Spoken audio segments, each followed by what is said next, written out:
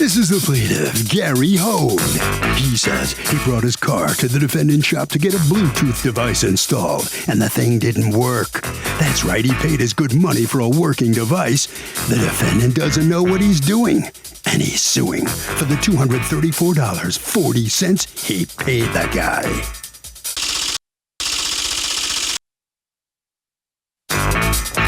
This is the defendant, J. Speed. He says the plaintiff purchased a USB system for his car, and he installed it. The plaintiff really wanted a Bluetooth device, but how was he supposed to know what his customer's intentions were when he was given a USB device to install? He's accused of not knowing the difference.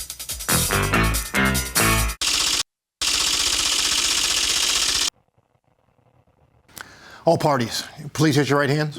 Welcome back to the People's Court. Next case on the docket. The plaintiff says he hired the defendant to install Bluetooth in his car, and the damn thing doesn't work.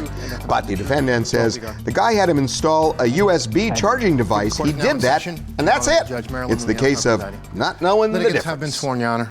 Thank you, Douglas. You're welcome.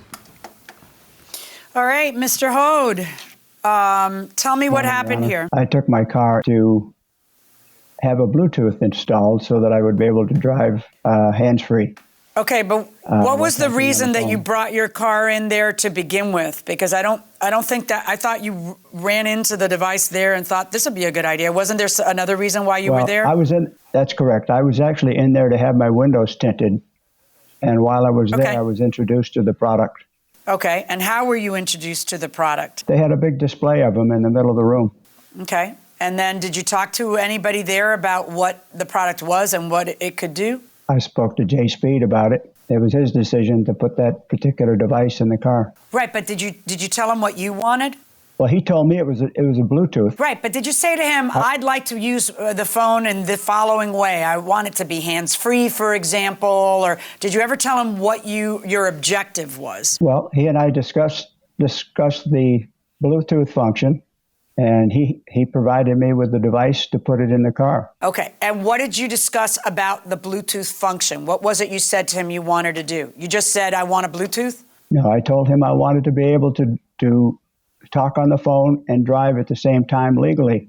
Okay, so then he sells you this device, and the device itself costs $40-something, and the labor to install it was $190-something, correct? So you invest $234.40 in installing this device, and what is the result once the device is installed? The device did not work. It had no function whatsoever. Okay.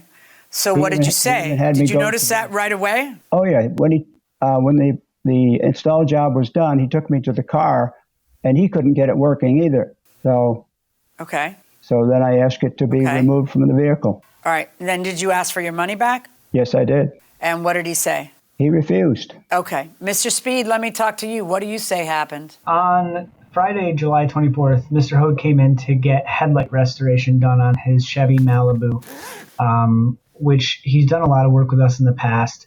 And upon the headlight restoration, he was in the waiting room, and we have a consignment table that sits in the middle of the room.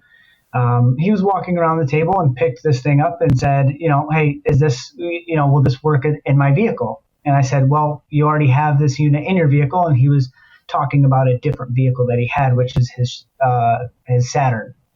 So we discussed it, and we never went over whether the fact it was a USB or a Bluetooth. So the function of what he wanted to do with it was never presented. What does a USB perform? What service does a USB perform? So USB charges a phone.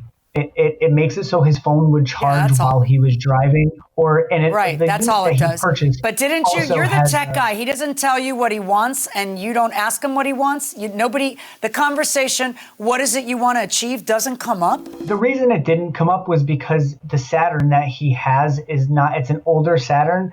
Whether it's in good shape or not good shape, it didn't have the functionality to be able to charge his phone or anything. So whether somebody comes up to me and says, hey, I want a Bluetooth or a USB in that older model of a vehicle, then it wasn't for me to ask that question. Why does he have the impression that what you were installing was a Bluetooth? He had to have gotten it from somewhere. That may be what he was originally looking for, And then I didn't see him again for another 10 days after he purchased the unit to have it installed in the other car. But he left for 10 days, and then he comes back in with the unit that you personally sold him and says, I'd like you to install this Bluetooth. If you know it's not a Bluetooth, why are you installing it? So when it was sold, on the paperwork, it says that he was sold a USB unit. And then when it came back in, we didn't have the unit in hand. It was left in the car. So when we took the car around to the service bay, they just installed what was in the service bay. It wasn't like here, install this Bluetooth unit. It wasn't like a handed over unit. It was left in the car. I had a great I'm sorry, it was handed over. It doesn't matter. Someone looked at it at some point and says, this is a USB unit. And exactly. Right, and before installing it, if they know that the work order says Bluetooth, why don't they stop? First, Mr. Hode, let me ask you, did you buy the piece and then come back 10 days later to get the piece installed? Is that accurate? No, ma'am. The vehicle that I installed it in, I charge my phone in that car all the time. Okay. So why would I want a device to charge the phone when I already can do it? Yeah. All right. So let's look at the paperwork in this case. Under the 724 receipt, he is charged for the headlight restoration, I guess, and $43.20, it says USB unit. But then on the day that you come in to install it, on 8/4, it says Bluetooth install. And he's charged $194.40 for that Bluetooth install. So he's obviously getting the idea that it's a Bluetooth from somewhere, and it's on your paperwork. Obviously, he's getting the idea that it's a Bluetooth from you. Right. And then, oh, wait, it gets better. Hold on, wait. And then in the uninstall, when he says, take this out, I don't want this, remove BT system. So it's still you guys calling it a Bluetooth over and over. Only one time did someone call it a USB. So even when you're removing it and you know so he's getting the idea that it will be a Bluetooth thing from somewhere. So I told Gary, I was like, it's not what you wanted. I know that you already have a way to do this stuff. Let me see what I can figure out for you, and let's see what we can do. And he had to go. He had an appointment to get to. So I said, give me a call. We'll figure something out for you. It's not a big deal. We'll take care of it. We'll help you out. And that was the last time I didn't hear from him again. I tried to call him multiple times at the end of that week, and I never got a response. And then the next time I heard from him was the uninstall when I wasn't even here, actually. He has one goal, and the goal is to be able to use hands-free. And so the fact that you wrote on the first receipt USB is not a notice to him that he won't get what he wants. Then the fact that you write Bluetooth on the install is a further evidence that everybody here knows what he wants.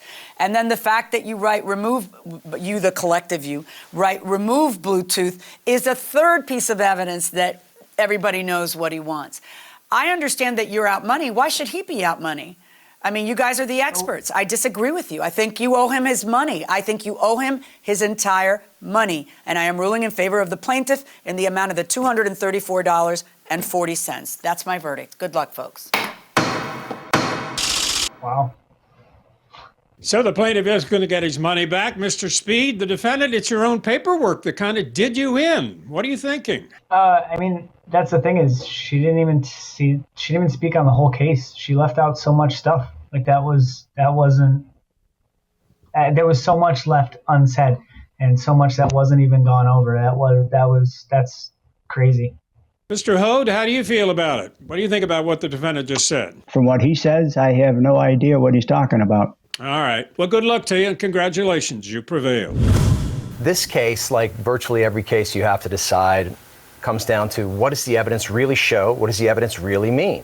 And in this instance, you interpreted the invoices. You thought they were pretty significant. Yeah, I mean, they say Bluetooth on 2 out of the 3 working paperwork. So clearly somebody over there is telling him, yeah, this will do what you want. So really, all the way around, it's the standard of proof in a civil case is by a preponderance of the evidence, is it more likely than not? Right. And I think he tipped the scales by a mile that, the customer should have been accommodated. And certainly 2/3 of the evidence, which is more than half, showed that it was supposed to be Bluetooth. That they themselves were calling it a Bluetooth. Right. And that ought to carry the day. Yeah, when you wonder where he got the idea, I think he got the idea from that store. You know what? And Mr. Speed, if you don't want to pay, get the paperwork right. Yeah. So that's going to do it, folks. Gosh, let's be safe. Masks, social distancing, vaccines. Let's get out of this mess. See you next time.